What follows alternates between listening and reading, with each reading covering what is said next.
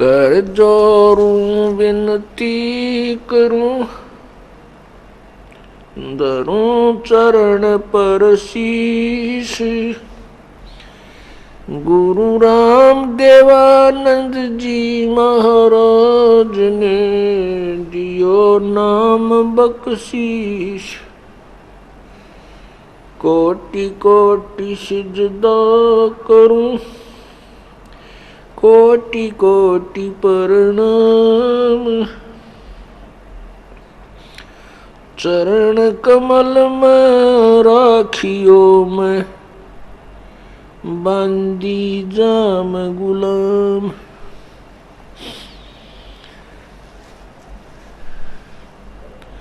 कुत्ता तेरे दरबार का, मोतिया मेरा नाम। गले प्रेम की जेवड़ी, जहाँ खेचो वहाँ जाऊं मैं। तो करो तो बावड़ू, दूर दूर करो तो जाऊं। जो रखो तो ही रहूं, जो देवो सो खाऊं। जय इब के सतगुरु मिले, सब दुख आँखों रोए। चरणों ऊपर शीस रखूं, कहूँ जो कैडी हो। गुरु जी कबीर गुरु जी मिलेंगे, पूछेंगे कुशलात। आद अंत की सब कहूँ, अपने दिल की बात। गुरु जी तुम ना भूलियो, चाहे लाख लोग मिल जाएं।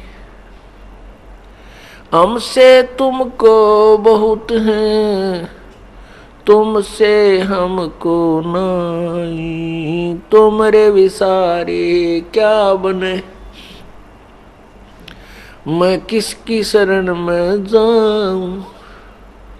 शिव विरंच मुनि नारदा, तिनके हृदय न समा। अवगुण किए तो बहुत किए, करत न मानी हार। बावे बंदा बख्श दियो, बावे गर्दन उतारे। अवगुण मेरे बाप जी, बख्शो गरीब नवाज। जो मैं पूत कपूत हूँ, बहुर पिता को लाजे। मैं अपराधी जन्म का, नक्सक भरे विकार। तुम दाता दुख भंजना, मेरी करो संभार। परमपिता परमात्मा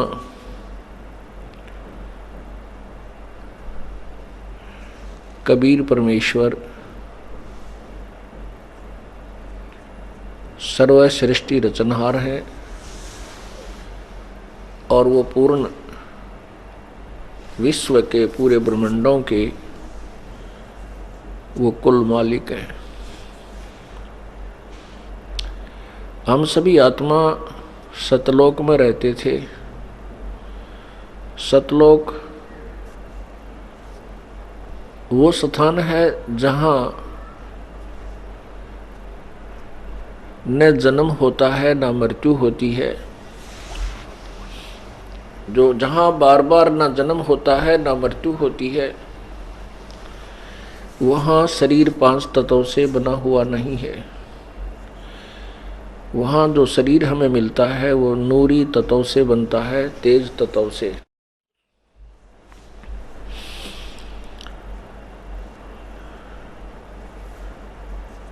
और वहाँ पर कोई रोग नहीं, कोई दुख नहीं, सतलोक के अंदर कोई काम नहीं।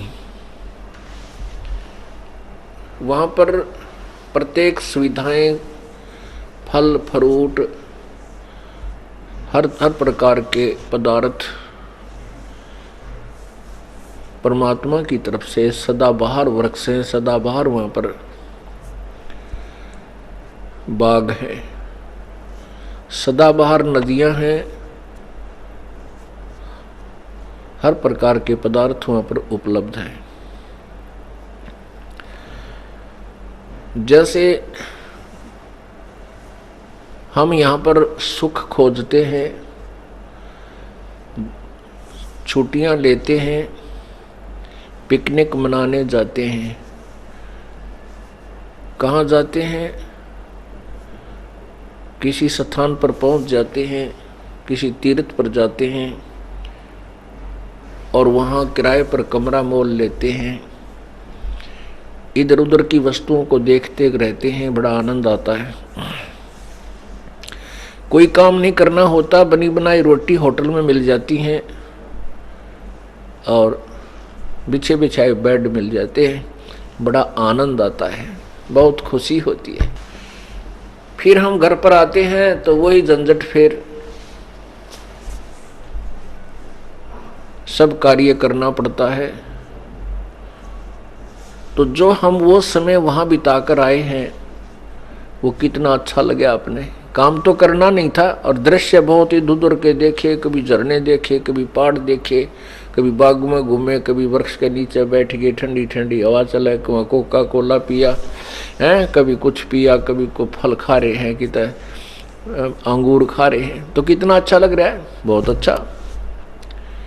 लेकिन सिर में दर्द तो यूँ काम करे है, जिस जहाँ करके हम फिर किधर नौकरी करते हैं वहाँ अफसरा की डांट, घर आते हैं को सास की डांट, ससुरे की, या सासू ससुरे न बहू की, बेटियाँ की, बिरान मैटी, फिर कोई रोगी है, कोई कोडी है किसी के, और 36 प्रकार के इंजेक्शन लगे रहते हैं। कोई बालक ब्याह का योग्य हो गया, ब्याह शादी का जुगाड़ जुड़ा नहीं, पहले तो रिश्ता होता नहीं, रिश्ता हो जाता है तो फिर पैसे का ब्योंत नहीं, उसके लिए समस्याएं। तो ऐसे हम यहाँ पर कितने दुखी रहते हैं। सतलोक के अंदर ऐसा है जैसे आप यहाँ सतलोक आश्रम बरवाला और क्रोथा में आते रहते हो, यहाँ आने के बाद आपको कोई काम नहीं। अब यहाँ आप आते हो, ठीक है, कुछ भक्त सेवा भी कर रहे हैं, बाकी 90% बिछे बिछाए मैट मिले हैं। सर्दी है तो इतनी बढ़िया ताजी रजाई बनवा रखी है, नीचे गद्दले हैं, गद्दे बिछा करके, और अपना खाना खाया, भोजन पाया, फिर उसके बाद परमात्मा की भक्ति चर्चा आराम से करते रहते हो। ऐसे हमें अगर 1 वर्ष रहना पड़ जाए, 2 वर्ष रहना पड़ जाए, क्या दिक्कत है? आनंद ही आनंद है। तो ऐसे ही हम सतलोक में रहते हैं, वहाँ परमात्मा का सब कुछ, वहाँ पर व्यवस्था पूरी है, कोई काम नहीं है। तो वहाँ जो सुख है, जो वहाँ आनंद है, वहाँ के जो दृश्य हैं वो ऐसे दृश्य हैं उनसे कभी भी मन नहीं भरता, आत्मा खिंचती रहती है। प्रभु की भक्ति हमारे हृदय में फिर वहाँ भी चलती रहती है, क्योंकि परमात्मा की भक्ति बिना आनंद आ नहीं सकता। हम वहाँ भी ईश्वर के गुणगान भी करते हैं, हमारा वह परिवार है, ऐसा ही परिवार होगा, ऐसा ही शरीर होगा, वो बच्चे वहाँ हमारे होंगे, हमारी जो संतान होगी, माता पिता होंगे, वो कभी मरेंगे नहीं। अब यहाँ ठीक है, यहाँ दुखों की कोई कमी नहीं है, पूरे दुख है। यहाँ हम खूब दुखी हैं। परमात्मा कहते हैं झूठे सुख को सुख है, ये मान रहा मनमोद, ये सकल चबी नाकाल का, भाई कुछ मुख में कुछ गोद। यहाँ छक्का दुखी हम यदि यहाँ हमारी मृत्यु ना हो और हमारे माता पिता या बेटा बेटी रिश्तेदार की मृत्यु ना हो, हम तो इसे ढीठ हो रहे हैं, यहाँ भी पड़े रहा, कोई दिक्कत नहीं। पर यहाँ ना तो रह सकते, मृत्यु निश्चित। और ये मालूम नहीं या हो जा कब किसकी बेटे की हो जा, भाई बेटी मर जा या माँ बाप की मृत्यु हो जाए भाई, और ना जाने के बीमारी लाग जा, टांग कट जा, अंधा हो जा, ये दुख न्यारे। तो पुण्यात्मा वहां हमारा, अब यहां पर हम कितने दुखी हैं और एक सेकंड का कोई विश्वास नहीं कि कब मृत्यु हो जा, किस कारण तो हो जा। घर बैठे बैठे हार्ट अटैक हो जा, आदमी 2 मिनट में जावे, और जिसको अपना समझ रहा था वो अपना है नहीं, वो रह गया सारा, और वहां ऊपर जाएगा वहां कुछ भी को नहीं, क्योंकि यहाँ भक्ति की नहीं। आगे जब जाएगा धर्मराज के पास तो फिर ये ठगा सा रह जाता है, बड़ा दुख पाता है।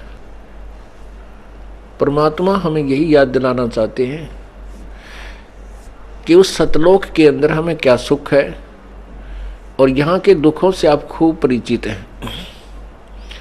ठीक है, हम अनजान हैं, सत्संग के अंदर वो दुख याद दिला दिए जाते हैं, वो ताज़ा हो जाते हैं और सच्चाई सामने आ जाती है, इसलिए प्रभु की चाह बढ़ जाती है। अभी तक हम स्वर्ग में जाना ही पसंद करते थे, जो भी कोई बात होती थी भाई वो स्वर्गवासी हो गया और हम स्वर्ग जाएंगे, ये भक्ति कर रहे हैं तो स्वर्ग जाएंगे। हमने स्वर्ग से आगे पता है को नहीं था, और स्वर्ग तो परमात्मा के तत्व ज्ञान से अब पता चला है कि ये स्वर्ग तो एक ऐसी चीज है जैसे 2 महीने या गर्मियों के दिनों में महीना 20 दिन शिमला कुल्लू मनाली चले गए, हरियाणा या पंजाब राजस्थान यूपी, क्या कोई सेठ साहूकार, आम आदमी तो जा नहीं सकता जिसके पास हैंड टू माउथ है, जिनका गुजारा है मुश्किल से होता है। सेठ साहूकार जो होते हैं वो 1-2 महीना 20-25 दिन जितना भी वो चीज़ समझते हैं वो उनकी पॉकेट अलाउ करती है, ऊपर हिली स्टेशन में चले जाते हैं और वहाँ होटल किराए पर कमरा लेते हैं। होटल में अपने जो पूंजी लेकर गए थे, जो अमाउंट ले गए थे, वो पैसा उसी से वहाँ कमरा भी किराए पर ले रखा है, आहार भी उसी से कर रहे हैं और घूमने फिरने का किराया भी उसी जेब से जा रहा है। हाँ, वहाँ ठाठ हैं, काम कुछ को नहीं, मौज मस्ती मार के, और जब वह जेब में ले गए थे वो पैसा, वो जेब खत्म हो गया, जेब खर्च खत्म हो जाता है तो अपने आप अपने उसी मूल स्थान को लौटाते हैं। अब वो जेब में जो पैसे थे 20-30 हजार रुपये वो खत्म कराए, आके फिर अपने उस कर्म क्षेत्र में फिर धन जोड़न में लाग गए। वह जेब वहाँ खाली कराए, यहाँ करके फिर मेहनत करी, फिर अगले महीने गर्मियों में फिर 10-20 हजार रुपये जोड़े, फिर वहाँ चले गए। ऐसे ही यहाँ पुण्य इकट्ठे किए जाते हैं, पुण्यों से स्वर्ग प्राप्ति होती है, और जिसके जितने पुण्य होते हैं उतने ही समय के लिए वो स्वर्ग में निवास कर सकता है। उसके बाद वहाँ से, जैसे यहाँ से कंपलसरी जाना है, इसी प्रकार स्वर्ग से भी कंपलसरी बाहर हो जाना है जब उसका समय समाप्त हो जाएगा। और फिर नरक में भी कंपलसरी जाना है, क्योंकि यहाँ पुण्य गणे होते हैं, पाप ज्यादा होते हैं, पुण्य कम होते हैं। ये ऐसा काल ने ऐसा जाल फैला रखा है। जैसे पुण्यात्माओं, किसान खेती करता है तो उस जमीन को कितनी बार संवारता है, पहले उसको हल से ट्रैक्टर से खूब संवारता है, उसके अंदर से सब खरपतवार काट कर निकाल देता है, और फिर उसमें बीज बीजता है, गेहूं कणक बोता है, उसके बाद फिर उसमें खाद डालता है, फिर सिंचाई करता है, फिर मेहनत करके फिर उसको काट कर निकाल कर जब अपने घर पर लाता है। अब गेहूं तैयार करने के लिए कितना समय भी लगाया, पैसा भी लगाना पड़ा। जब गेहूं बने, प्राप्त हुए, और उसी खेत में अक्षेत्र में कुछ भी ना करो, चाहे हाथ भी ना लाओ उसके, और ये झाड़ जंखाड़ कांटेदार झाड़ियाँ, ये अड़ंगा अपने आप इतना उग जाएगा गिनती नहीं हो। तो ऐसा ही एक क्षेत्र है हमारा, हम पुण्य करने के लिए तो हमें समय भी लगाना पड़ेगा और धन भी व्यय करना पड़ेगा, तब हमारे पुण्य होंगे। और पाप अपने आप डिली हो रहे हैं, पाप तो अपने आप हो रहे हैं। कहते हैं पृथ्वी ऊपर पग जो धारे, करोड़ जीव एक दिन में मारे।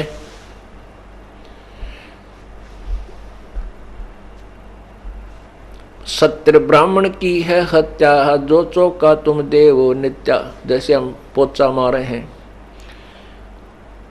फर्श के ऊपर जैसे पोचा लगाते हैं, या पहले लीपया करते थे, घर को लीपते थे, खाना बनाने से पहले चूल्हा आसपास के उसकी लिपाई करते थे, स्वच्छ बनाते थे।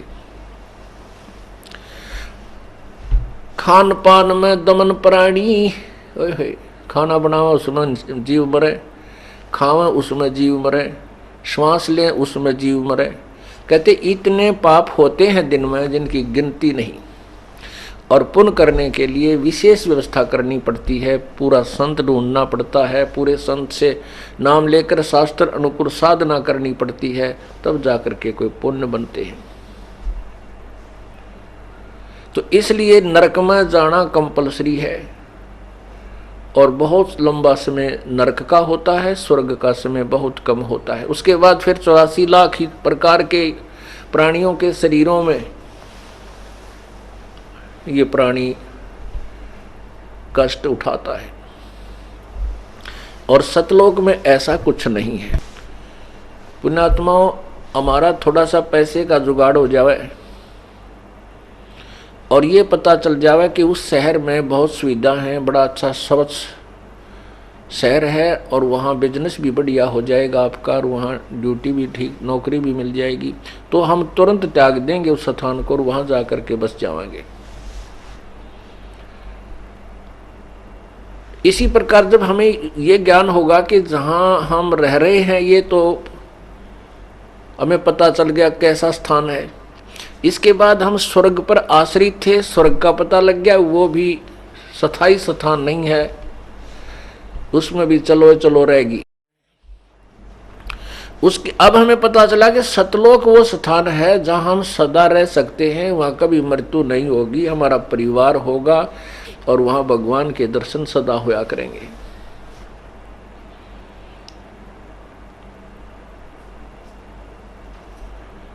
और वहाँ कितना सुख होगा। शंखों लहर मेहर की उपजे, कहर नहीं जा कोई, दास गरीब अचल अविनाशी, सुख का सागर सोई। अब आप देखते हो कोई टेंशन हो जाती है, किसी प्रकार की कोई ऐसी दुख में खबर सुन लेते हैं,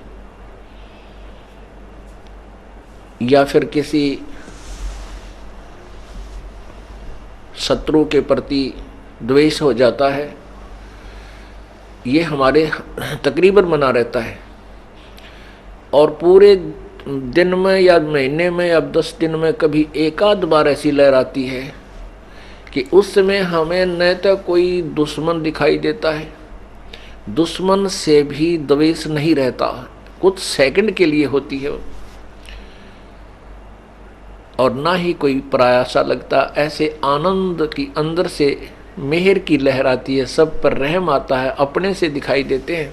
इसको मेहर की लहर कहते हैं। उसके समाप्त होते ही फिर वही बीपी हाई, उसको ऐसे कर दूंगा, उसको ऐसे कर दूंगा, पारते ना बसाव पर अंदर अंदर खूब जोश बना रहता है, दुख में दुखी होते रहते हैं। तो परमात्मा कहते हैं वहां पर शंखों लहर मेहर की उपजे, कहर नहीं जा कोई, और दास गरीब अचल अविनाशी। अचल जहां स्थायी स्थान मिलेगा हमें, और वो अविनाशी लोक है, वहाँ उसका नाश कभी नहीं होता। अब आपने कल देवी पुराण में सुना था,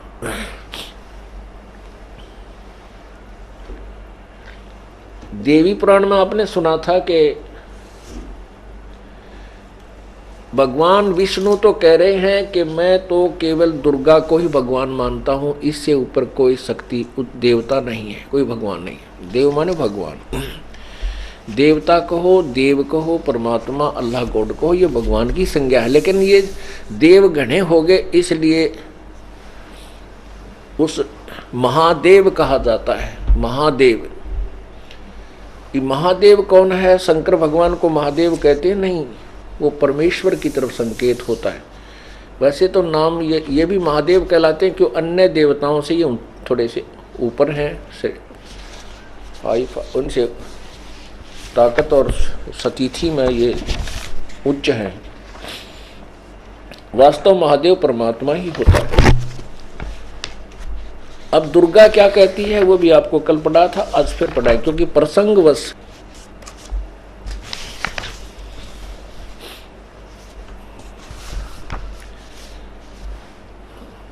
प्रत्येक सदग्रंथ का वो ज्ञान फिर से हमने रिवाइज करना पड़ता है, ताकि तत्व ज्ञान को हम अच्छी तरह समझ सकें। देखिएगा, गीता प्रेस गोरखपुर से प्रकाशित है।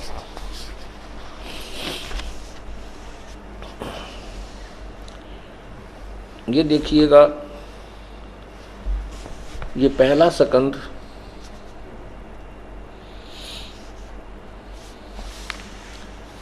और पृष्ठ नंबर 28 पे, और इसका अध्याय नंबर 4 है, क्योंकि यहाँ अध्याय नंबर 3 समाप्त हो जाता है, 1 से 3 का विवरण, और चौथा शुरू होता है 27 पे, और 28 पे हम नीचे इसको ज़्यादा ना पढ़ेंगे। नारद जी ने कहा, महाभाग व्यास जी, तुम इस विषय में जो मुझसे पूछ रहे हो, ठीक यही प्रश्न मेरे पिताजी ने भगवान श्री हरि से किया था। देव आदि देव, भगवान जगत के स्वामी, लक्ष्मी जी उनके सेवा में उपस्थित रहती है, आदि आदि। उसकी 4 भुजाएं हैं, वक्षस्थल पर श्रीवस्त्र का चिन्ह है, वे 4 चराचर जगत के आश्रयदाता हैं, आदि आदि। उनकी भगवान श्री हरि महान तप कर रहे थे, उनकी समाधि लगी थी। यह देखकर मेरे पिताजी ब्रह्मा जी को बड़ा आश्चर्य हुआ। ब्रह्मा जी ने पूछा, प्रभु आप देवताओं के अध्यक्ष से, जगत के स्वामी हो, सारे ये सब कुछ बताया। आश्चर्य हो रहा है कि आप देवेश्वर एवं सारे संसार के शासक होते हुए भी समाधि लगाए बैठे हो। अब यहाँ लेंगे हम 28 पे, 29 पे देखिएगा।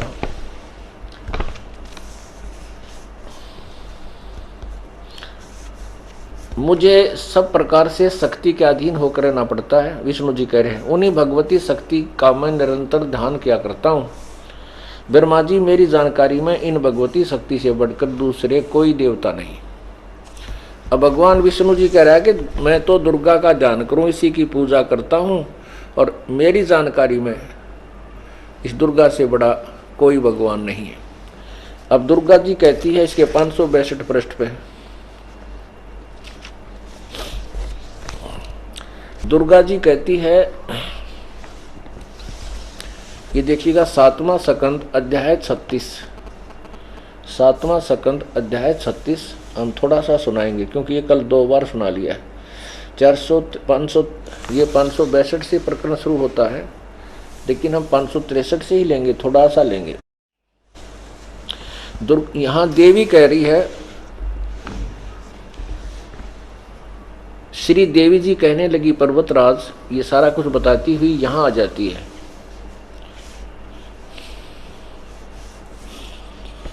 ये उस एकमात्र परमात्मा को ही जाने, दूसरी सब बातों को छोड़ दे।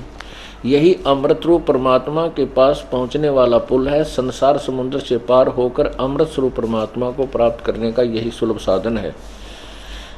ये सारा कुछ लिखा है। इस आत्मा का ओम के जाप का से साथ ध्यान करो, उससे अज्ञान में अंधकार से सर्वथा परे, और जो संसार समुद्र से पार जो ब्रह्म है उसको पा जाओगे, तुम्हारा कल्याण हो।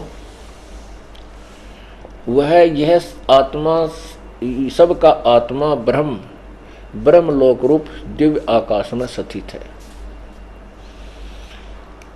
अब ये क्या कहना चाहते हैं दास, देवी भगवान विष्णु तक है, देवी से ऊपर कोई भगवान नहीं। और दुर्गा कह रही है कि और परमात्मा है वो ऊपर लोक में रहता है। कहाँ? ब्रह्मलोक में, ब्रह्मलोक में रहता है। अब पवित्र गीता जी में लिखा है 8वें अध्याय के 16वें श्लोक में कि ये ब्रह्मलोक तक सभी नासवान है। अर्थात जो यहाँ का अंतिम भगवान ब्रह्म है वो ब्रह्मलोक में रहता है, वो भी नासवान है। वहाँ गए हुए भी मृत्यु को प्राप्त होते हैं, इसलिए ये अविनाशी नहीं है। अब देखिए पवित्र श्रीमद् भगवत गीता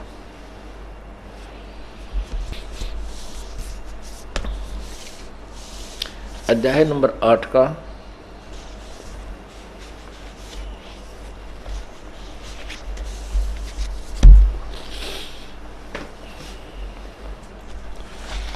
अध्याय नंबर 8 का मंत्र नंबर 16 आपको दिखाते हैं। अध्याय नंबर 8 और मंत्र नंबर 16। हे अर्जुन, ब्रह्मलोक पर्यंत यानी ब्रह्मलोक तक सब लोग पुनर्वर्ती में हैं, पुनर्वर्ती हैं। पुनर्वर्ती का अर्थ है दोबारा जन्म मृत्यु होता है, सब का ये नष्ट होते हैं।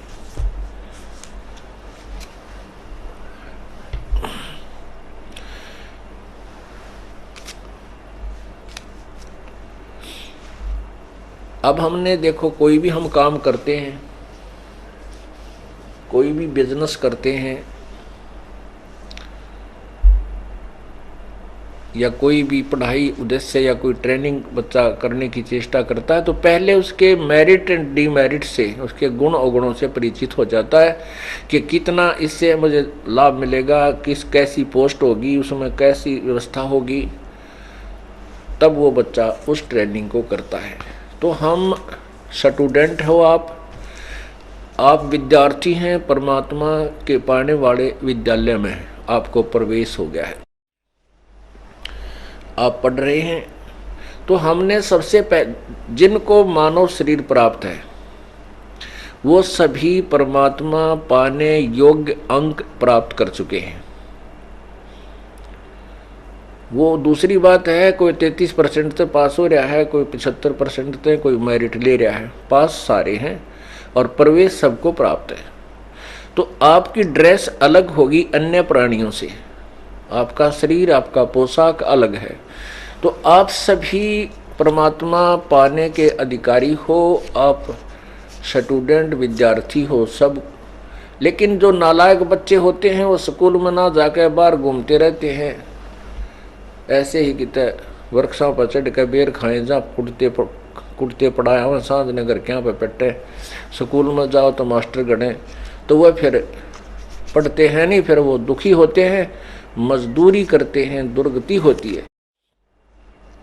और जो बच्चे पढ़ जाते हैं, शिक्षा ग्रहण कर लेते हैं, वो सुखी हो जाते हैं।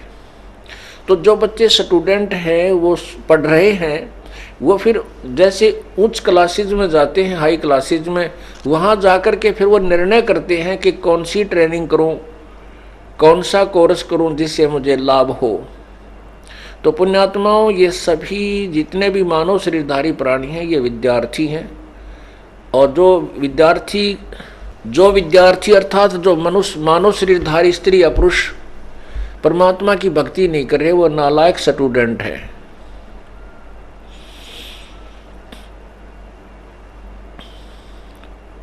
और वो अपना जीवन व्यर्थ कर रहे हैं, वो अपने उद्देश्य से वंचित रह जाएंगे, वो बाद में पछतावेंगे। कैसे पछतावेंगे? जैसे एक व्यक्ति सड़क के ऊपर माटी डाल रहा था, मजदूरी कर रहा था, और उसी महकमे का एक्सियन आ गया जीप में बैठ के, और वो सभी अधिकारी कर्मचारी जो थे वो सब अलर्ट थे। वो अपना आगे चला गया। तब वो मजदूरी कर रहा था ना, वो व्यक्ति ने बोला कि यो एक्सियन है ना, यो मेरा सहपाठी था, हम इकट्ठे पढ़ा करते, मेरे भाग फूट गए, मैं पढ़ा को नहीं है, और ये पढ़ गया, देखा आज सारे ठाठ हो गए। आज मेरे बच्चे तो यहीं रेत में पड़े हैं और किसी के पास कपड़ा है, किसी के पास नहीं है, मजदूरी करता हूँ, मुश्किल से रोटी मिलती है। अब रो रहा उस समय को मैं भी पढ़ जाता तो आज मैं भी ये ठाठ प्राप्त कर लेता। तो पुण्यात्माओं, अब ये समय है, अब ये समय है, इसमें जो पछतावेंगे, अब जो इसमें पीछे रह जाएंगे वो तो पछतावेंगे।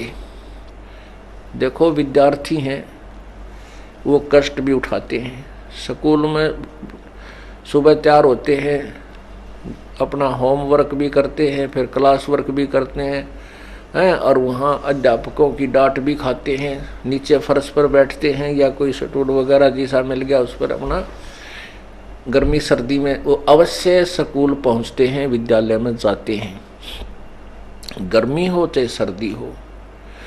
और वहाँ तो उस कष्ट को एक बार वो मेहनत करके 5, 10 वर्ष, 15 वर्ष, 20 वर्ष जैसे भी उनकी स्टडी है तो अपना काम पूरा कर जाते हैं, तो सदा के लिए सुखी हो जाते हैं अपने जीवन में। इसी प्रकार ये जो आपको आने और जाने में तो कष्ट लालो, बाकी यहाँ तक कष्ट है ही नहीं। यहाँ तो परमात्मा की ऐसी व्यवस्था है, उस अपने बच्चों के लिए पहले ही करवा देता है, क्योंकि आप पुण्य आत्मा हैं और भगवान अपने प्यारी आत्माओं को हाथों पर रखता है। तो अब ये जो मेहनत आप कर जाओगे, सदा के लिए सुखी हो जाओगे। और जिनके पास यहाँ आने का समय नहीं है, बकवादाम लागे रहे सारा दिन, घूटी लाई की तो बकवाद घड़ी की तो ताश खेले की तो राजनीति के गप्पे मारे, तो वह बाद में रोएंगे ऊपर ना मुँह करके कुत्ते बन गए। परमात्मा क्या कहते हैं, मन तू सुख के सागर बस रे, भाई और न ऐसा जस रे। मन तू सुख के सागर बस रे, भाई और न ऐसा जस रे। अब क्या बताना चाहते हैं कि मन तो सुख के सागर बस रे, भाई और न ऐसा जस रे।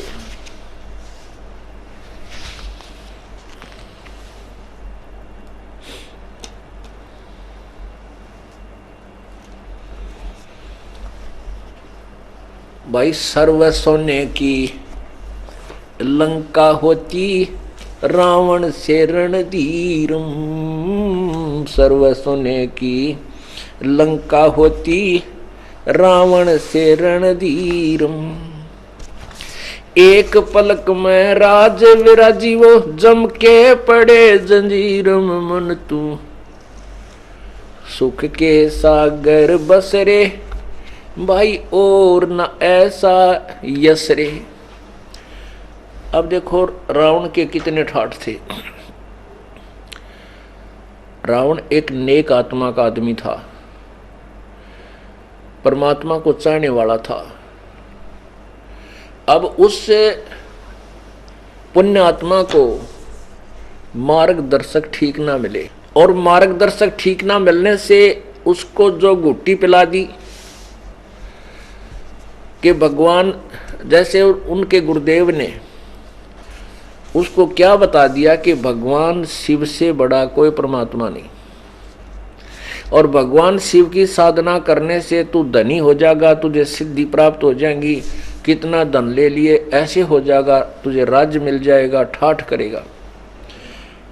अब उसने जैसा भी बताया कि उसके गुरु ने बता दिया कि वेदों में भगवान महाशिव, सदाशिव, ये शिव ही सब कुछ है, इसकी पूजा करके और आप स्वर्ग प्राप्ति कर सकते हो, राज्य प्राप्ति कर सकते हो, सिद्धियां हो जाएंगी, आकाश में उड़ सकते हो, ऐसी सिद्धियां ये दे देते।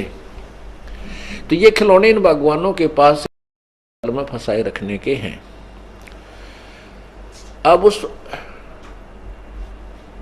रावण ने उस तमोगुण भगवान शिव की भक्ति की, और ऐसी भक्ति की कि आप तो 7 जन्म नहीं कर सकते उस शिव जी की भक्ति। कैसी भक्ति की कि खड़ा होकर के तपस्याएं की, जब नहीं प्रसन्न होता दिखा तो यहां से तलवार मार के और अपना शीश चढ़ा दिया। ऐसा फिर परमात्मा शिव जी ने फिर उसको वापस दे दिया। फिर 10 बार उसने ऐसे किया तो कहते हैं ऐसी साधना की, और उसके प्रतिफल में उसने क्या प्राप्त किया, सारे सोने की लंका बना ली, आकाश में उड़ जाने की सिद्धि होगी, और खूब बकवाद करने लग गया। अब जब इस जीव के पास यहाँ ये काल लोक का सुख हो जाता है, ये कोरी को बद करता है। तो क्या बताते हैं, अब उस प्यारी आत्मा ने साधना भी की, तमोगुण भगवान की और राक्षस कहलाया और कुत्ते वाली मौत मरा। दुनिया उसके नाम से भी नफरत करती है। तो परमात्मा इसलिए कहते हैं, मन तू सुख के सागर बस रे भाई, और न ऐसा यस रे। अब उसने अपनी महिमा बनानी चाहिए थी कि मैं धनी हो जाऊंगा, आकाश में उड़ जाऊंगा, और कोई यार इतने सेना बन गई, इतने उसके योद्धा थे, और रावण हो रही थी उसके राज्य में, तो राजा की महिमा होगी। कहते वो यश प्राप्ति के लिए उसने जो कुछ भी किया वो यश नहीं रहा, वो खुद भी ना रहा, और ना वह सोने की लंका उसके पास रही, वो विभीषण को दे दी गई। विभीषण को क्यों मिली? क्योंकि वो परमपिता परमात्मा का साधक था, और उसने इसे डले डोए नहीं, क्योंकि ये साधना नहीं की। उसने केवल पूर्ण परमात्मा मुनिंदर रूप में आए हुए प्रभु से उपदेश लेकर के सच साधना की, और उस सच साधना से उसको वो राज भी मिला जिसको रावण नहीं रखा, तमोगुणी भगवान की पूजा करके। इसलिए कबीर परमेश्वर कहते हैं, जय तुझे राजपाठ को चाहिए तो मेरा इधर ले ध्यान, तने धन भी चाहिए वो भी मैं दूंगा, और तने राज्य चाहिए नालायक को भी मैं दे सकता हूं, और सहज मैं दे दूंगा। इस तरह की कठिन तप करने की आवश्यकता नहीं। लेकिन ये राज्य और यहाँ का धन तेरा शत्रु होगा, ये पहले बता दिया जाता है। अब तू मांग ले, मोक्ष मांगना चाहता है या यहाँ के खिलौने मांगना चाहता, मैं सारे दे दूंगा। सबका सब ये भी मेरे से ही मांगते हैं, जैसे भगवान विष्णु शिव भी साधना करता है किसी की, तो कहते हैं फिर यो काल भी ज्योति निरंजन भी साधना करता उस कबीर परमेश्वर से मांग करके अपने किस ब्रह्मांडों को चला रहा है।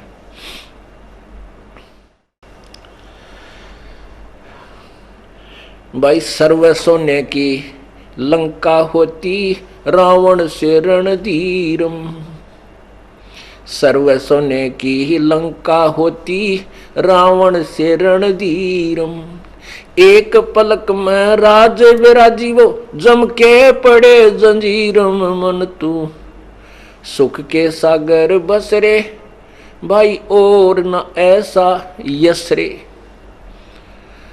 कि तेरा इससे बड़ा कोई यश नहीं, कोई महिमा नहीं, तू सतलोक पहुंच जा, उस सुख के सागर में अपना स्थान प्राप्त कर ले, वहां बस जा।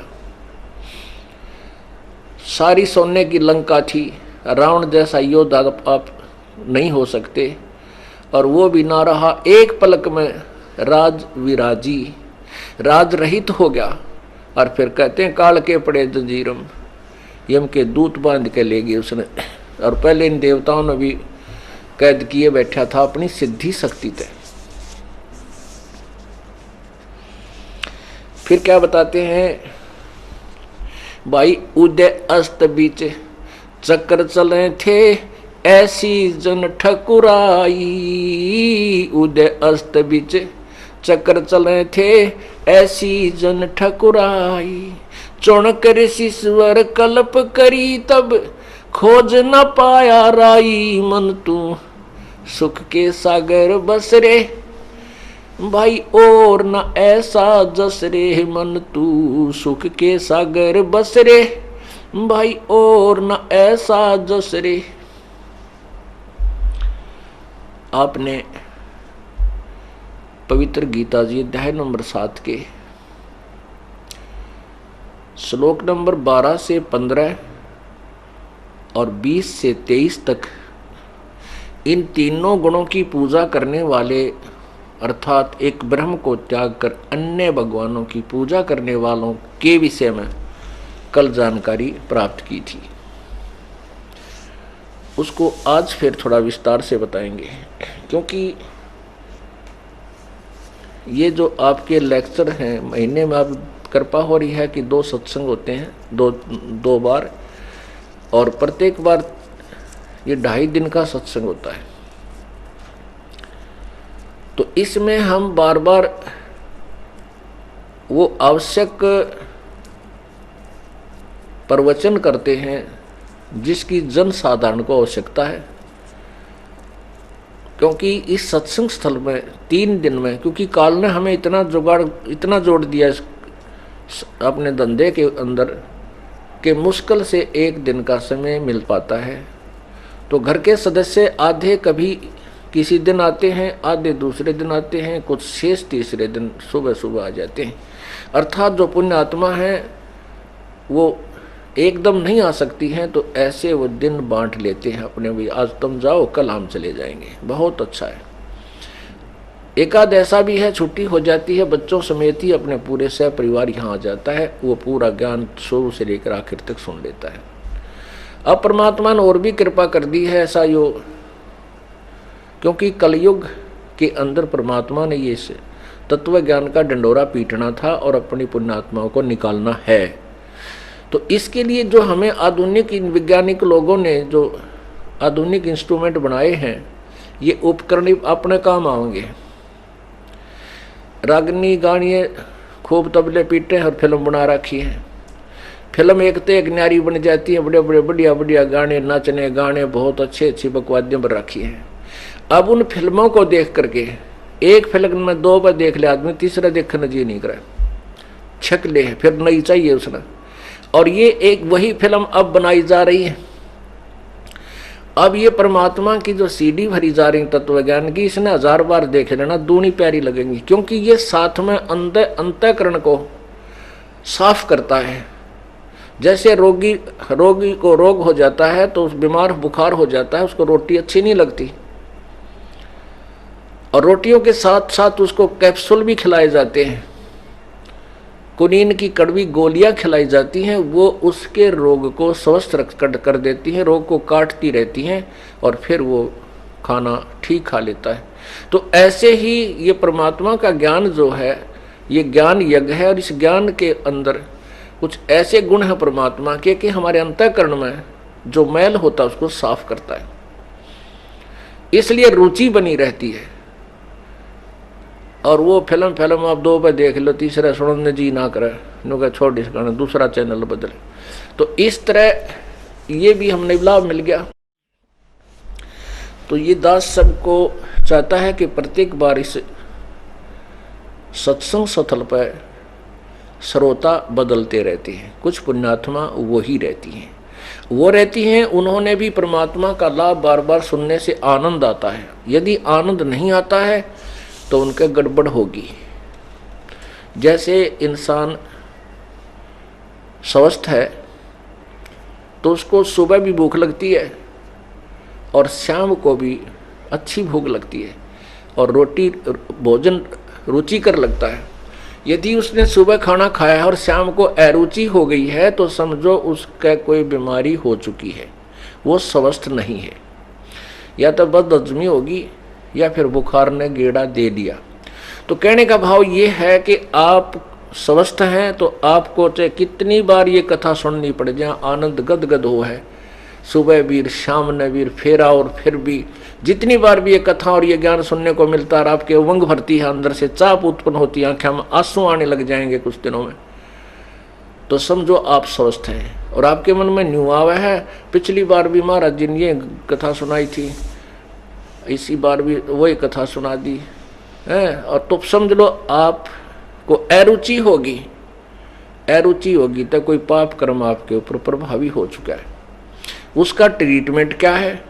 जैसे हम न चाहते हुए भी कड़वी गोलियों को फांकते हैं, खाते हैं, कैप्सूल खाते हैं जो रोग काटने की है, उनके खाने से फिर वो स्वस्थ हो जाता है, फिर रोटियां अच्छी लगने लग जाती हैं।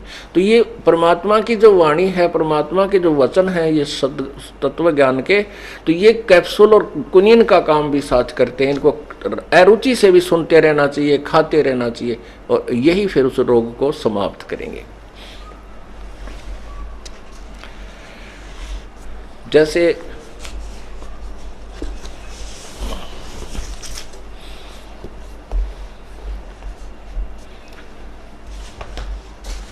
अब यहां प्रसंग वही आ गया है भाई, उदय अस्त बीच चक्कर चले थे ऐसी जन ठकुराई। उदय अस्त बीच चक्कर चले थे ऐसी जन ठकुराई। चौनक ऋषि स्वर। आपने कल के सत्संग में सुना कि तीनों गुण, रजगुण ब्रह्मा, सतगुण विष्णु, तमगुण शिव जी, इनके द्वारा जो भी सतिथि संहार उत्पत्ति हो रहा है, ये गीता ज्ञान दाता ब्रह्म बोल रहा है, क्योंकि गीता जी का ज्ञान ब्रह्म बोल रहा है श्री कृष्ण में प्रवेश करके। वो कह रहा है कि ये मेरे ही, इसका मुख्य कारण मैं ही हूं, क्योंकि इस काल भगवान को 1 लाख मानव शरीरधारी प्राणियों के शरीर आहार करने, इनके को आहार करने का, प्राणियों को आहार करने का एक रोग लगा है। इसके लिए 1 लाख मानव शरीरधारी प्राणियों को डेली तपतशिला पर भून कर उनमें से गंध निकाल कर ये खाता है। जीव मरता नहीं, परंतु तपतशिला के ऊपर इसको बहुत पीड़ा होती है, चिल्लाता है, लेकिन परवश हुआ वहां पड़ा रहता है। ऐसे जैसे खील बनाई जाती है ना, चावलों से चटक मटक करते हैं, ऐसे इनके अंदर से वो गंध निकलता है और उस मैल को काल खाता है। आप देखिएगा, न तो तमाकू पीने की वस्तु, न शराब पीने की वस्तु, न मांस खाने की वस्तु। और इस काल ने 80% व्यक्तियों को, चाहे वह किसी धर्म मजहब के हैं, कोई तो तमाकू का ला रखा है, कोई मांस भी खाता है, कोई शराब भी साथ पीता है, और भी बकवाद करता है, बाकी और तरह के आनंद लेने की चेष्टा करता है, नाना प्रकार के पकवान चरचरे चपटे खाने की चेष्टा कर मन चाहता है। तो ये क्यों कराता है ऐसा? क्योंकि ये शरीर जो हम इस सूक्ष्म सुथल शरीर से खाते हैं, स्थूल शरीर से, इसमें जो कुछ तो हमारे शरीर की आवश्यकता पूरी होती हैं, इसमें सब रक्त वसा सारी चीजें बन जाती हैं, और कुछ अंश सूक्ष्म शरीर के अंदर जाके समा जाता है। इस शरीर के अंदर सूक्ष्म शरीर है, उस सूक्ष्म शरीर के अंदर प्राणी है, उस सूक्ष्म शरीर के अंदर, इसके अंदर जो हम खाते हैं, धूमा पीवे, दारू पीवे, मांस खावे, चटपटे भोजन खाते, उसका कुछ अंश, उसकी वासना शरीर, सूक्ष्म शरीर के चिपक जाती है, उसमें समा जाती है, और वो वैसे नहीं छूटती। उसने फिर तरीका बना रखा है, तपतशिला बहुत लंबी बड़ी टुकड़ी है पत्थर की, जो बहुत सुंदर है, और वो अपने आप जलती रहती है उसमें, और उसके ऊपर इसको डाल दिए जाते हैं 1 लाख प्राणी, और वहाँ फिर इनको भून करके बुरी तरह पका करके उनसे गंध निकालता है, और वो गंध उसके एक पात्र में आके समा जाता है। इन जीवों को फिर कर्माधार से भेज देता है वहाँ धर्मराज के पास, अपने कर्माधार से ये फिर अन्य प्राणियों के शरीर में चक्कर काटते रहते हैं।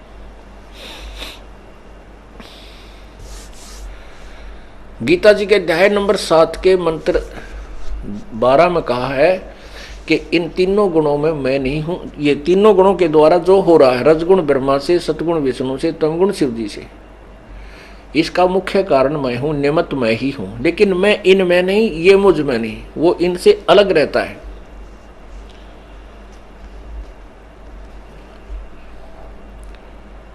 जैसे श्री शिव पुराण में यह स्पष्ट किया है कि तीनों देवताओं में गुण है, लेकिन वो जो चौथा है शिव, वो गुणातीत कहा गया है। ये देखिएगा पवित्र शिव पुराण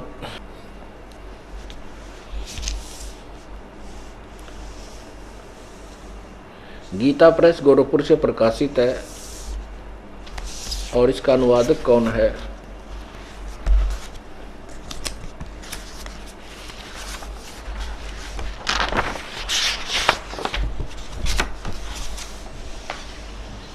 संपादक है हनुमान प्रसाद पोदार। और इसके रुद्र संहिता, ये देखिएगा पृष्ठ नंबर 110,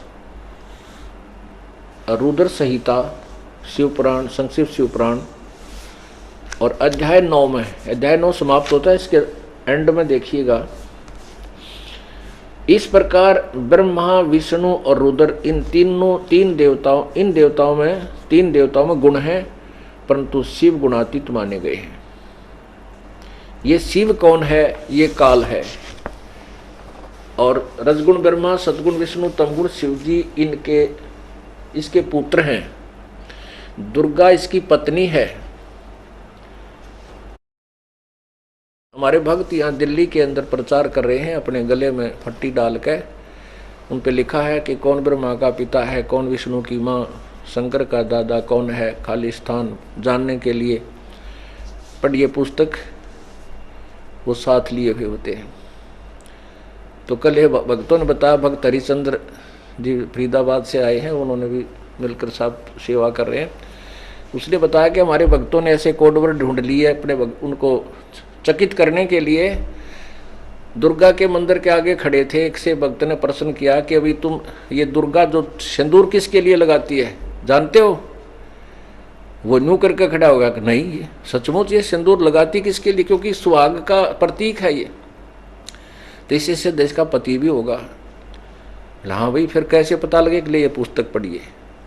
तो कहने का भाव ये है कि हमारे बच्चे इतने सियाने हो गए कि 2 मिनट में समझा देते हैं, देख भाई जब यह दुर्गा सिंदूर लगाती है, सारे श्रृंगार करती है, तो इसका कोई पति भी होगा ना। सिंदूर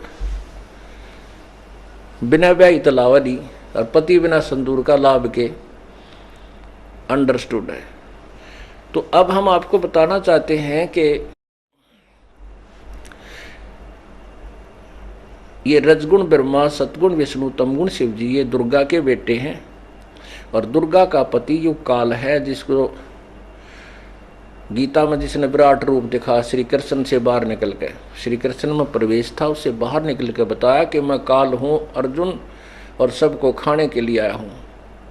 पुण्यात्माओं, ना श्री कृष्ण काल था, ना श्री कृष्ण जी ने पहले कभी नहीं कहा मैं काल हूँ, ना फिर बाद में कभी नहीं कहा। जब महाभारत का जो जुल्म करवा करके श्री कृष्ण के शरीर से निकल गया, उसके बाद श्री कृष्ण ने कभी नहीं कहा मैं काल हूँ, क्योंकि श्री कृष्ण में ये प्रवेश था और ये दुर्गा का पति है, और ये जुल्म यही करवा रहा है, ना किसी देव का दोष, ये उसके वश है, क्योंकि ये परम पिता की आड़ नहीं लिए हुए।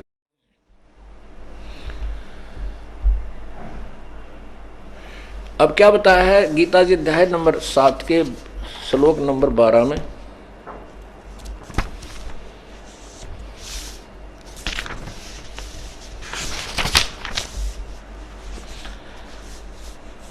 देखो भक्त आत्माओं,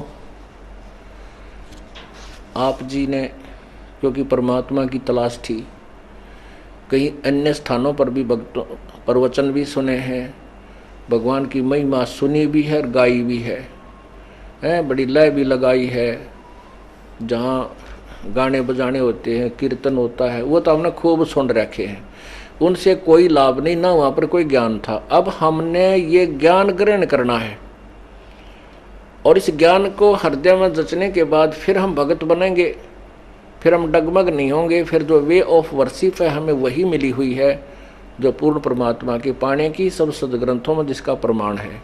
तो हम पहले यही सेट कराएंगे, करने के लिए ज्ञान सुनाया जाता है कि हम जो कर रहे हैं वो सही है या नहीं, और तभी हम आगे चल पाएंगे और चलेंगे, लाभ भी उठाएंगे। अब यदि हम वैसे ही अंधाधुंध पहले भटक ही रहे थे, उसके लिए अभी तक हम हानि उठाते ही आ रहे हैं उसी क्रिया से। अब देखिएगा गीता जी अध्याय नंबर 7 के, ये श्रीमद् भगवत गीता, गीता प्रेस गोरख से प्रकाशित है, और इसके श्लोक नंबर या 12 से शुरू करते हैं।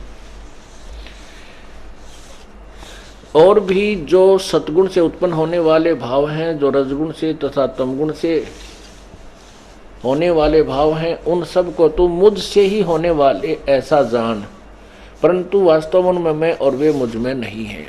अब आपने शिवपुराण में पढ़ लिया रुद्र संहिता के अध्याय नंबर 9 में पृष्ठ नंबर 110 के ऊपर कि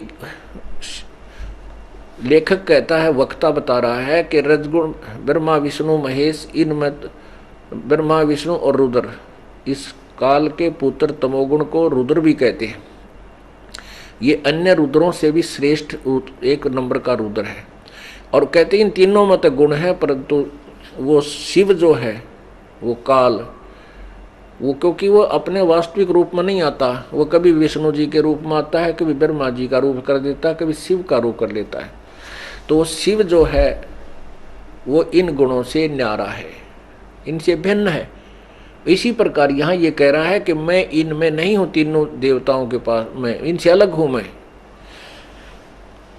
आगे देखिएगा अध्याय नंबर 7 का ही श्लोक 13, इसमें कहा है कि गुणों के कार्य रूप सात्विक, राजस और तामस, इन 3 प्रकार के भावों से यह सारा संसार प्राणी समुदाय मोहित हो रहा है। इसलिए इन तीनों गुणों से परे मुझ अविनाशी को नहीं जानता। अब देखो, तीनों गुण से परे मुझे नहीं जानता, इसका मतलब है कि जो भगवान है वो गीता बोल रहा है इस जैसे और भी हैं 3, ये जो कि यहाँ पूजा की भक्ति का बात चल रही है। आगे देखना है, कहेगा ये मुझे बिना बजते इन्हीं तक इन्हीं की पूजा करते हैं। तो रजगुण ब्रह्मा, सतगुण विष्णु, तमगुण शिव जी की तरफ संकेत कर रहा है कि ये तीनों गुणों से जो भी कुछ हो रहा है, इनका मुख्य कारण मैं ही हूँ, ये नहीं जानते इस बात को, और ये मुझे छोड़ इन्हीं के ऊपर आश्रित रह जाते। मैं इनसे शक्तिशाली हूँ, मैं इनसे ज़्यादा लाभ दे सकता हूँ, इसलिए कह रहा है कि ये मुझे भी ना भजते। आगे देखो 14वें श्लोक में,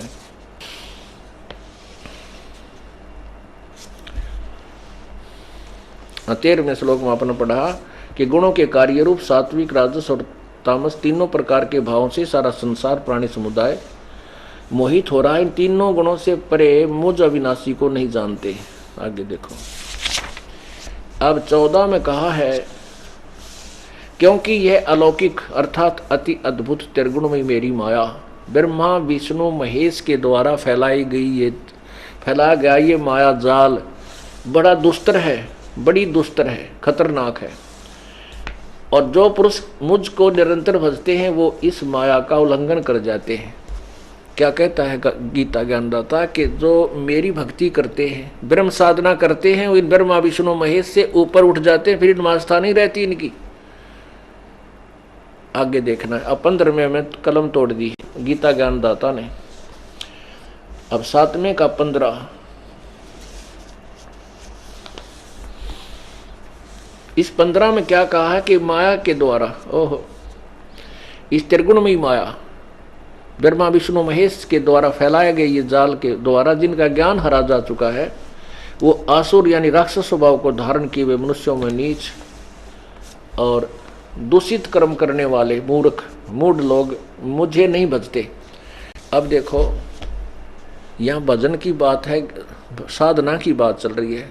तो इससे अतिरिक्त जो 3 और ब्रह्मा विष्णु महेश, रजगुण ब्रह्मा, सतगुण विष्णु, तमगुण शिव जी हैं, वो भी पूजा करते हैं लोग उनकी। इसलिए कहता है वो मुझे नहीं भजते, उन्हीं की से प्राप्त करने होने वाले लाभ के ऊपर आश्रित होकर के वो आगे उनकी बुद्धि नहीं सरकती, किसी की नहीं सुनते। तो वो मूर्ख राक्षस स्वभाव को धारण किए हुए मनुष्यों में नीच दुष्कर्म करने वाले मूर्ख, कट्ठे 3 गाल दे रखी हैं गीता ज्ञानदाता ने, जो अन्य साधना करते हैं ब्रह्म से नीचे की, अर्थात अन्य देवताओं की। देवता माने प्रभु, अन्य भगवानों की। अब ब्रह्म भी प्रभु है, ये भी देव है, पर ब्रह्म भी देव है और कबीर भी देव है, वो भी परमात्मा है। कबीर महादेव है, कबीर परमेश्वर है। अब क्योंकि ये भी देव है इसलिए महादेव शब्द लगाना पड़ा, ये भी मालिक हैं इसलिए ईश्वर और परमेश्वर शब्द उस सुप्रीम पावर के लिए प्रयोग किया जाता है। ये परमेश्वर नहीं है। तो अब क्या ये दास जो समझाना चाहता है आप जी को कि अब ब्रह्म के कह रहा है कि तीनों गुणों के द्वारा जो इन्हीं की साधना करते हैं वो राक्षस स्वभाव को धारण किए हुए मनुष्यों में नीच दुष्कर्म करने वाले मूर्ख मुझे ना भजते।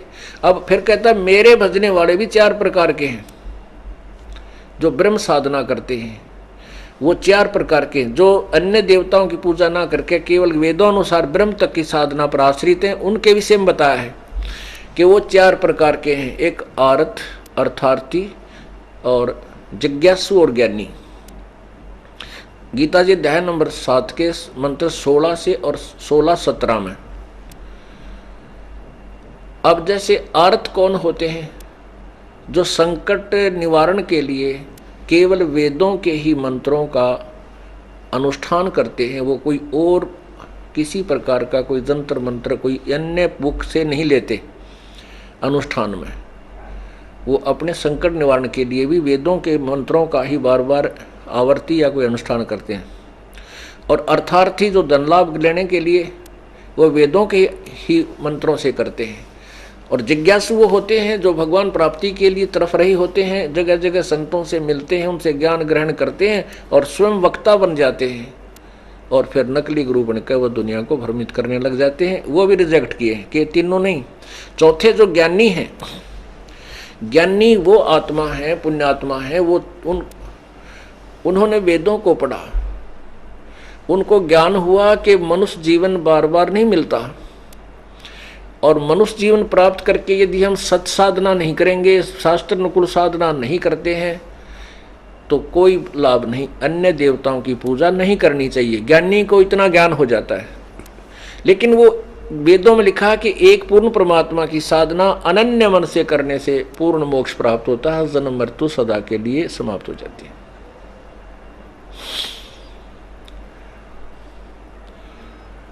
तो उसमें उनको ये ज्ञान हो जाता है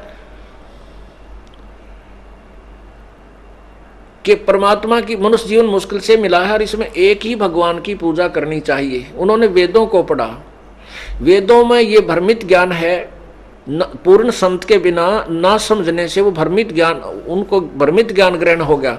वेदों में ज्ञान क्लियर है, स्पष्ट है, लेकिन पूर्ण संत तत्वदर्शी संत के बिना वो समझ नहीं सके। क्योंकि यजुर्वेद, पवित्र यजुर्वेद अध्याय नंबर 40 के मंत्र नंबर 10 और 13 में किसी तत्वदर्शी संत की तरफ संकेत किया गया है और उसको वो ना प्राप्त होने करके और वेदों का जैसे उन्होंने अपना पाठ किया, जैसा उनको ग्रहण किया, उससे निष्कर्ष निकाल लिया कि ओम नाम, यजुर्वेद अध्याय नंबर 40 के मंत्र नंबर 15 में किया है कि लिखा है कि ओम कर्तु समर, कर्वे समर और कर्तुम समर। ओम नाम का जाप विशेष कसक के साथ जाप करो, चलते फिरते जाप करो। और यजुर्वेद अध्याय नंबर 40 के मंत्र 15 में कहा है कि ओम नाम का जाप काम करते करते स्मरण करो, विशेष कसक के साथ स्मरण करो और मनुष्य जीवन का मूल उद्देश्य जान करके ओम नाम का स्मरण करो।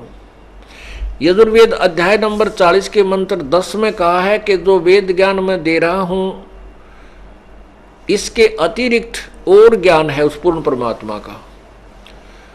उस पूर्ण परमात्मा के विषय में कोई तो कहता है कि वो साकार है, मनुष्य जन्म लेता है, कोई कहते हैं वो जन्म नहीं लेता है। उसके विषय में विशेष जानकारी तो तत्वदर्शी संत यानी धीराणाम तत्वदर्शी संत ही बताते हैं, उनसे सुनो। इससे सिद्ध है कि वेद ज्ञान इनकम्प्लीट है, लेकिन वेद ज्ञान को हम झूठा नहीं कह सकते, क्योंकि जैसे सिलेबस होता है, मैट्रिक तक का सिलेबस तो सही है, लेकिन उससे आगे जो उच्च क्लासेज का है, हाई क्लासेज का है, वो उसमें नहीं वर्णन है, उससे आगे अलग टीचर होते हैं। इसलिए संकेत किया गया है कि उस तत्व ज्ञान तत्वदर्शी संतों से उस परमात्मा के, पूर्ण परमात्मा के वास्तविक विधि, जाप विधि को प्राप्त करो। उसके पाने की विधि तत्वदर्शी संत बताएंगे। तो उन ऋषियों ने जो ज्ञानी आत्मा थी, परमात्मा की तड़फ में उन्होंने वेदों को भी पढ़ा, आपे निष्कर्ष निकाल लिया कि ओम नाम का जाप बता रखा। जैसे देवी पुराण में आपने पढ़ा, दुर्गा भी यही कह रही है कि उसका ओम नाम जाप करो, वो ब्रह्मलोक में रहता है, बस ये फाइनल है। तो इस प्रकार उन ज्ञानी आत्माओं ने, वो नेक आत्मा है क्योंकि उनको परमात्मा के अतिरिक्त किसी वस्तु की चाह नहीं थी।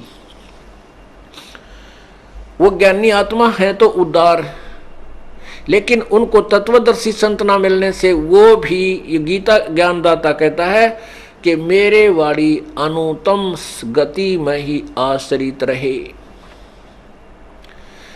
अब यहाँ गीता जी अध्याय नंबर 7 के मंत्र नंबर 18 में लिखा है कि अनुतम शब्द है, और अनुवादकों ने, गीता के अनुवादकों ने उसको लिखा है, वो अति उत्तम लिख दिया अनुतम का। उत्तम माने उत्तम श्रेष्ठ होता है, और अनुत्तम का उन्होंने अति उत्तम कति श्रेष्ठ लिख दिया। नहीं, ये गलत लिखा है। अनुत्तम का अर्थ श्रेष्ठ नहीं होता। कोई कहते हैं कि प्रसंगवश ऐसा कहा जा सकता है कि जैसे अनमोल शब्द होता है, अनमोल, कि उसको अनमोल है, उसका कोई मोल नहीं। देखो यहां पर वो बात भी लागू नहीं होती। अनुत्तम का अर्थ ये कहा ना, अति उत्तम, जिससे उत्तम कोई ना हो, इसलिए यहां अनुत्तम शब्द लिखा है।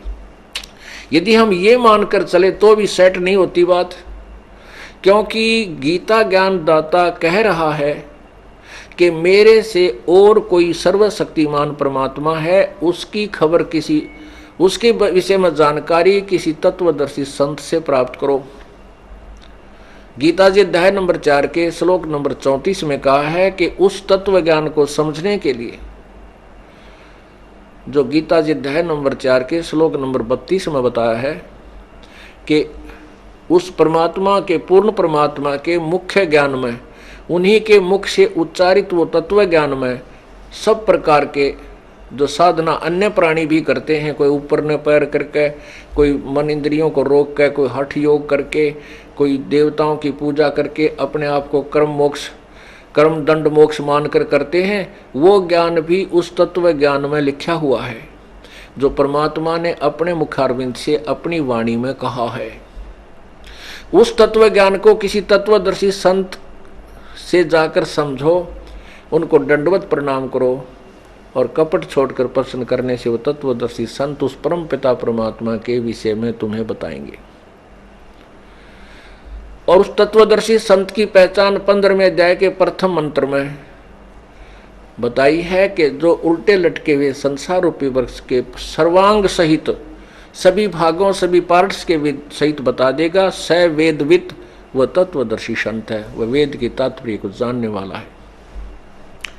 परमात्मा कबीर परमेश्वर आए थे, उन्होंने आज से 600 वर्ष पहले अपनी अमृतवाणी में इस तत्व ज्ञान में, अपने मुखारविंद से उच्चारित उस तत्व ज्ञान में कहा था, अक्षर पुरुष एक पेड़ है, निरंजन वाकी डार, और तीनों देवा शाखा है, ये पात रूप संसार।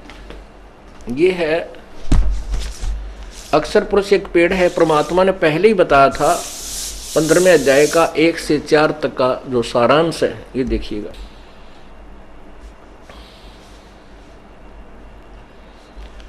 ये पूरा एक पेड़ है। हम इसको ऐसे समझें कि ये देखिएगा, ये बाहर जो दिखाई देता है ये वृक्ष है।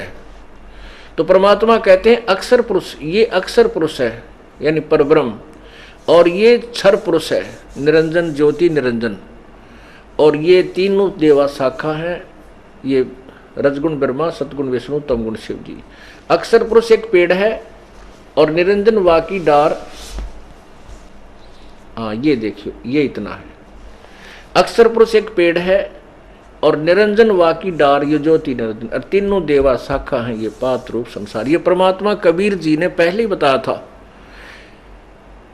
ये अक्षर, अब जड़ कहां से चलती है? पूर्ण परमात्मा कौन है? ये जड़ रूपी भगवान, ये परम अक्षर ब्रह्म है, ये परमात्मा है।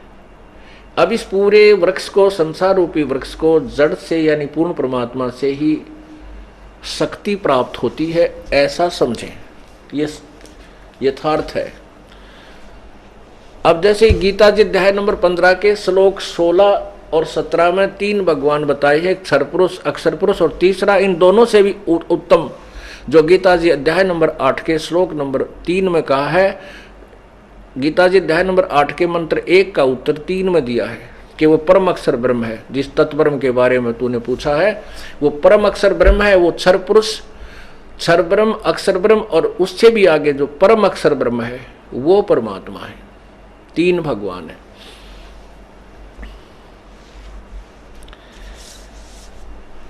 अब यहां प्रसंग चल रहा है कि गीता ज्ञान दाता कहता है मेरी भक्ति भी अनुत्तम है, क्योंकि गीता जी अध्याय नंबर 4 के श्लोक 5 में कहा कि अर्जुन तेरे और मेरे बहुत जन्म हो चुके, तू नहीं जानता मैं जानता हूं। और गीता जी अध्याय नंबर 8 के श्लोक 16 में लिखा है कि ब्रह्मलोक तक ये सब लोग पुनर्वर्ती में है, सभी जन्म मृत्यु में आते हैं। और यहाँ का अंतिम भगवान ये ब्रह्मलोक में रहता है। और गीता जी हमारे बताती है कि तो नाशवान है, तो ये पूर्ण परमात्मा और पूर्ण मोक्षदायक नहीं है। इसलिए ये पूरी यानी ये अनुत्तम है, क्योंकि जहाँ जन्म और मृत्यु 84 लाख योनियां ये 92 है, तो उत्तम कहाँ हुआ वो? ठीक है, स्वर्ग समय से ज्यादा भी हो जाए अन्य देवताओं की पूजा तुलना में, लेकिन है तो फिर भी जन्म और मृत्यु, फिर 84 लाख योनियों में जाना ही पड़ता है। इसलिए कहा कि गीता जी अध्याय नंबर 18 के श्लोक नंबर 62 में कहा कि अर्जुन तू सर्वभाव से उस परमेश्वर की शरण में जा। ये देखिए पवित्र गीता जी अध्याय नंबर 18 के और मंत्र नंबर 62 में,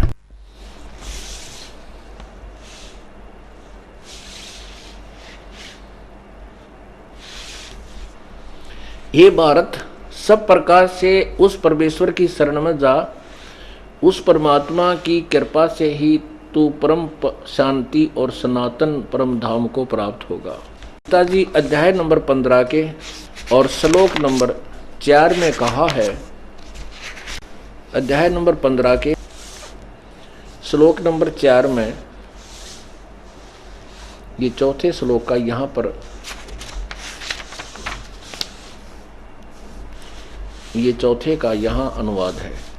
इसमें क्या कहा कि उसके पश्चात क्या कहता है ये काल गीता ज्ञानदाता? गीता जी अध्याय नंबर 15 के मंत्र 1 में तत्वदर्शी संत की पहचान बता दी। फिर बताया है कि वो उस तत्व ज्ञान के द्वारा इस अज्ञान रूपी गुत्थी को सुलझा कर, यानी उस तत्व ज्ञान रूपी शस्त्र से इसको काट कर अज्ञान के वन को, उसके बाद यानी तत्व ज्ञान को समझकर उसके पश्चात उस परमात्मा के उस परम पद की खोज करनी चाहिए, जहां जाने के बाद फिर कभी मृत्यु नहीं होती, कभी लौटकर संसार में नहीं आते। और जिस परमेश्वर ने सारे ब्रह्मांडों का विस्तार किया है, जिसने सब ब्रह्मांडों की रचना की है। और गीता ज्ञानदाता कहता मैं भी उसी की शरण हूं। तो गीता ज्ञानदाता का जो 7वें अध्याय के 18वां श्लोक में यह कहना कि अनुत्तम का अर्थ अति उत्तम करना, कि सबसे उत्तम मेरी साधना है, तो ये बिल्कुल गलत है। यदि ये सर्वश्रेष्ठ है तो ये और भगवान के विषय में किस लिए कहा गीता में? गीता ज्ञानदाता अनुवाद करता इस चीज से परिचित नहीं थे, इसलिए उन्होंने सोचा कि भगवान अपने से उत्तम किसको कह सकता है, अपने आप को अनुत्तम कैसे कह सकता है? इसी का नाम देवता होते हैं, झूठ नहीं बोलते। ये जो अपने सतर्क, जैसे कोई डीसी ने पूछा कि क्या तू प्रधानमंत्री है, वो उन्होंने कहा नहीं मैं डिप्टी कमिश्नर हूँ, प्रधानमंत्री वो और सुप्रीम पावर है, ये गलत नहीं कह सकते। तो इसी प्रकार अब देखिएगा ये अध्याय नंबर 15 का ये चौथा श्लोक है। उसके पश्चात उस परम पद रूप परमेश्वर को भली भांति खोजना चाहिए, जिसमें गए हुए पुरुष यानी साधक फिर लौटकर संसार में नहीं आते, और जिस परमेश्वर से इस पुरातन संसार वृक्ष की प्रवृत्ति विस्तार को प्राप्त हुई है, और उसी आदि पुरुष नारायण के मैं शरण हूं।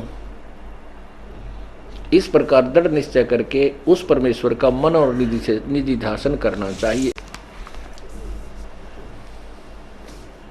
अब स्पष्ट हुआ कि गीता ज्ञान दाता गीता ज्ञान दाता से और कोई शक्तिशाली प्रभु है और श्रेष्ठ प्रभु है। गीता जी अध्याय नंबर 15 के श्लोक नंबर 16 में दो भगवान बताए हैं, क्षर पुरुष यानी ये ब्रह्म और अक्षर पुरुष ये परब्रह्म। और कहते हैं इन दोनों के ये दोनों नाशवान हैं और इनके श्लोक में जितने प्राणी हैं स्थूल शरीरधारी ये भी नाशवान है। जीव आत्मा तो मरती नहीं, तो कुत्ते की बिना मरती, गधे की बिना मरती, वो अलग बात है। गीता जी अध्याय नंबर 15 के श्लोक फिर 17 में कहा कि उत्तम पुरुष है तो अन्य है। पुरुष माने प्रभु, उत्तम माने श्रेष्ठ। वो श्रेष्ठ भगवान तो ऊपर वर्णित दोनों भगवानों से कोई और है और वही परमात्मा कहलाता है। वही तीनों लोकों में प्रवेश करके सबका धारण पोषण करता है। वो अविनाशी प्रभु है। अब मूल जो जड़ है उससे ही खुराक चलती है, सबको आहार मिलता है। परब्रह्म, परब्रह्म से ब्रह्म, ब्रह्म से ब्रह्मा विष्णु महेश में, और फिर इससे आगे हमें मिलता है। तो हमने मूल की पूजा करनी चाहिए, ना कि टहनियों की। अब हम कैसी पूजा करते हैं? हमने ब्रह्मा विष्णु महेश की साधना पे गाटा जोड़ रखे, और जबकि ये शास्त्र विरुद्ध है। अब देखो, ये शास्त्र विरुद्ध यानी शास्त्र विधि रहित है। अब हम कोई आम का पौधा लाएंगे, उसको कैसे बीजना चाहिए देखिएगा। वो उसके बीजने की प्रॉपर प्रोसीजर उसका ये है, ये देखिए। गमला या मिट्टी का गड्ढा बना करके हम ऐसे बीजेंगे, तो ये प्रॉपर वे है इसके बीजने का। और यदि हम इसको ऐसे बीज देते पौधे को नर्सरी से लाके, ये गलत तरीका है, ये शास्त्र विरुद्ध है, इससे कोई लाभ नहीं होगा।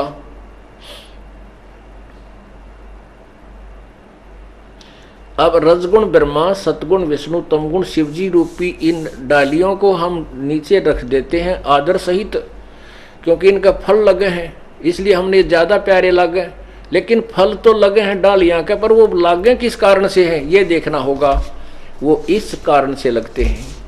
हम मूल की पूजा करते हैं, जड़ की पूजा करेंगे तो जड़ से आहार तना में, तना से डार में, इस ज्योति निरंजन में, क्षर पुरुष अक्षर पुरुष से, परब्रह्म से ब्रह्म, ब्रह्म से तीनों देवताओं में, और आगे हम हैं। तो हमें फल इन टहनियों को से प्राप्त होते हैं।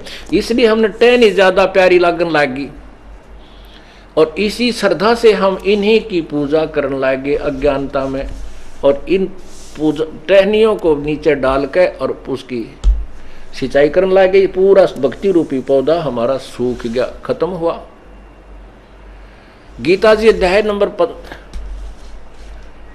16 के 23 मंत्र में कहा कि शास्त्र विधि को त्याग कर जो मनमानी पूजा करते हैं उनको न तो कोई सुख होता है, ना उनकी कोई गति होती है, न ही उनका कोई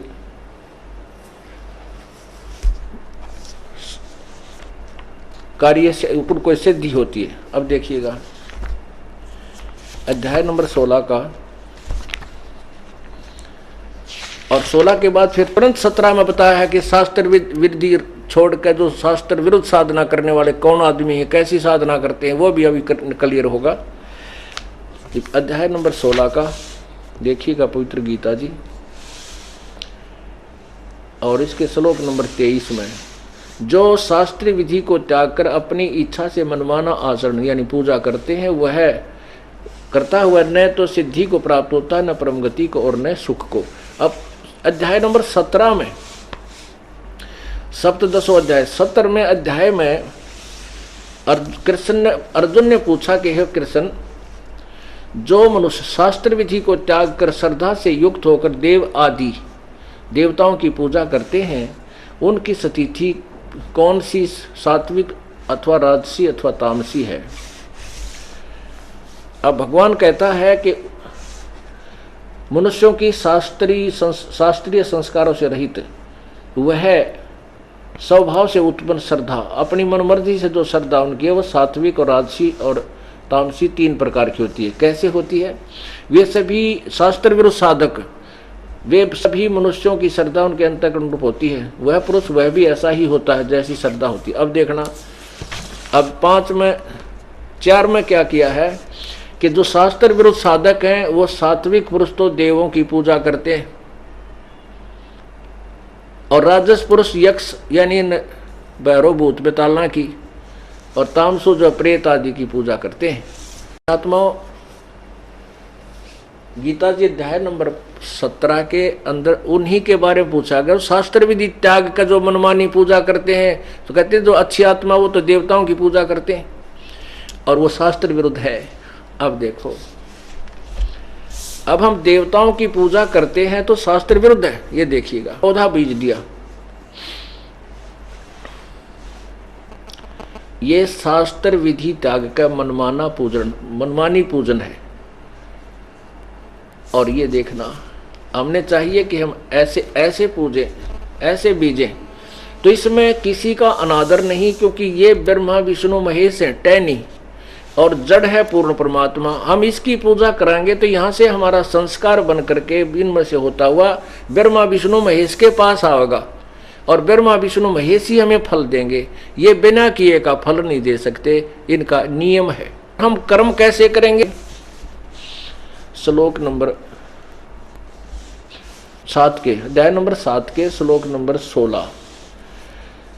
ए भारतवंशियों श्रेष्ठ अर्जुन, उत्तम कर्म करने वाले अर्थार्थी यानी ब्रह्मा विष्णु महेश से ऊपर जो पूजा शुरू करते हैं उनके बारे में बताते हैं। अर्थार्थी, आर्त, जिज्ञासु और ज्ञानी, ये 4 प्रकार के भक्तजन मुझे बजते हैं। उनमें नित्य मुझ में एक ही भाव से स्थित अनन्य प्रेम भक्ति वाला ज्ञानी भक्त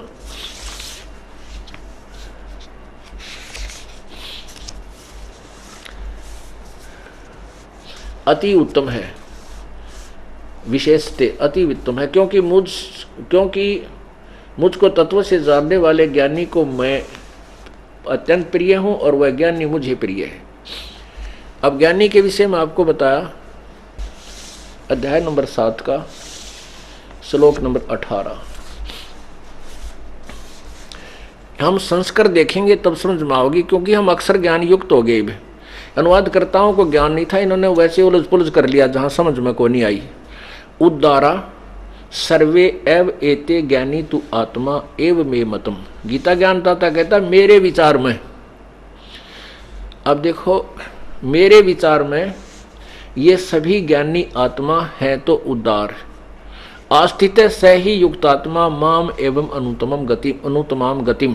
ये सभी युक्त आत्मा भगवान में के भजन में लगी हुई लीन आत्माएं ये मेरे वाली ही अनुतम गति में आस्थित हैं, आश्रित हैं। अनुतम माने अश्रेष्ठ। इन्होंने क्या किया? ये सभी उद्धार हैं, परंतु ज्ञानी तो साक्षात मेरा स्वरूप है। कोई बात हो या? अब देखो, इसका स्पष्ट है, उद्धारा सर्वे एव एते ज्ञानी तु आत्मा एव मे मतम। मेरे विचार में ये सभी ज्ञानी आत्मा हैं तो उदार हैं, क्योंकि भगवान के लिए तरफ रही हैं, नेक हैं। लेकिन आस्थित से ही युक्त आत्मा माम एव अनुतमाम गतिम। ये सभी युक्त आत्मा मैंने भगवान में लगी हुई, ये लगन लगाई हुई पुण्यात्मा मेरे वाली अनुतम गति में ही आस्थित हैं, आश्रित हैं, टिकी हुई हैं। इसने पूर्ण परमात्मा का ज्ञान है नहीं। अब देखो 19 में मैं कमाल कर दिया। है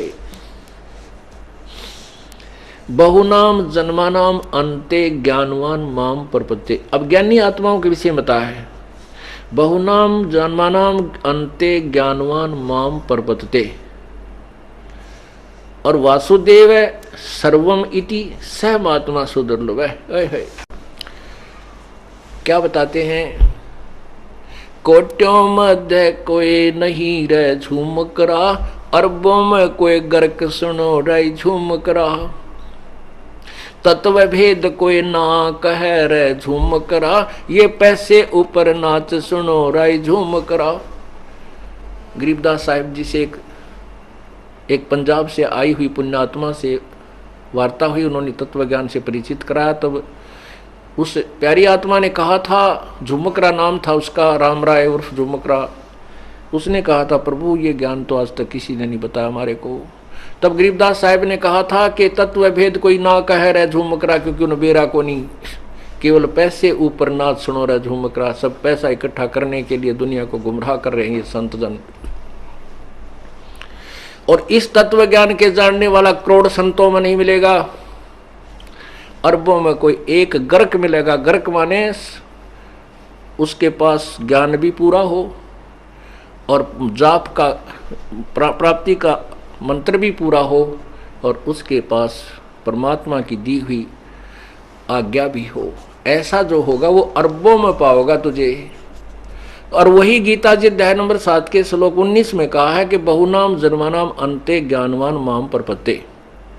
बहुत जैसे कहता है कि गीता ज्ञानदाता कह रहा है कि बहुत के जन्मांतरों के अंत के किसी एकाध जन्म में कोई ज्ञानी आत्मा ब्रह्म तक पहुंचता है, मेरी पूजा करता है। नहीं तो नीचे के ब्रह्मा विष्णु महेश रजगुण ब्रह्मा सतगुण विष्णु भैरव भूत बेताल इन नाम लगे रहते। बहुत जन्मों के किसी अंत के जन्म में मनुष्य वाला जो जन्म उनको मिला है, कभी ज्ञानवान को ज्ञानी आत्मा मेरी पूजा करता है। और कहते वासुदेव सर्वमिति।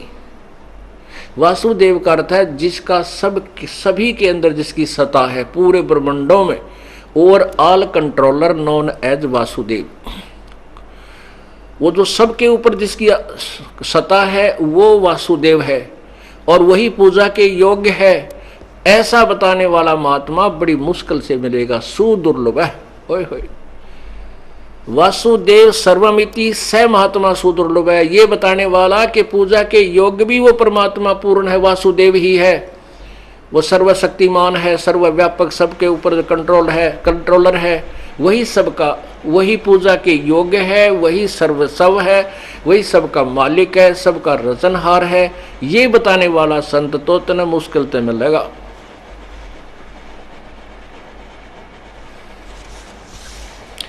अब प्रसंग ये आएगा कि गीता ज्ञान दाता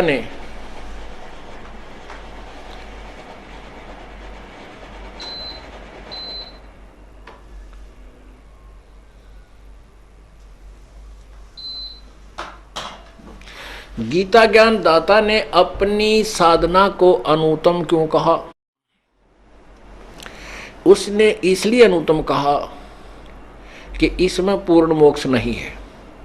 चाहे कितनी सख्त, कितनी कठिन और कितनी घोर साधना कर लीजिए ब्रह्म तक की, स्वर्ग के बाद फिर 84 लाख महास्वर्ग जिसको ब्रह्मलोक कहते हैं, उसमें एक अलग से ब्रह्मलोक बना है, अलग से उसमें एक महास्वर्ग बना है। उस महास्वर्ग में इस काल ने एक और जालसाजी कर रखी है, षड्यंत्र रचा हुआ है। उसी में एक नकली सतलोक, नकली अलखलोक, नकली अगमलोक और नकली अनामी लोक की स्थापना कर रखी है। उस सतलोक वाली सिस्टम की अपने ब्रह्मलोक में इसने झूठी रचना इस दुर्गा से करवा रखी है।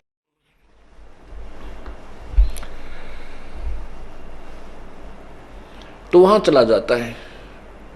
उसके बाद फिर कहां जाता है? 84 लाख योनियों में। ओए होए, क्या बताया है कि एक ब्रह्मा की आयु, एक रजगुण ब्रह्मा की आयु कितनी होती है? 1008 चतुर्युग की। इसको सीधा 1000 युग मानते हैं।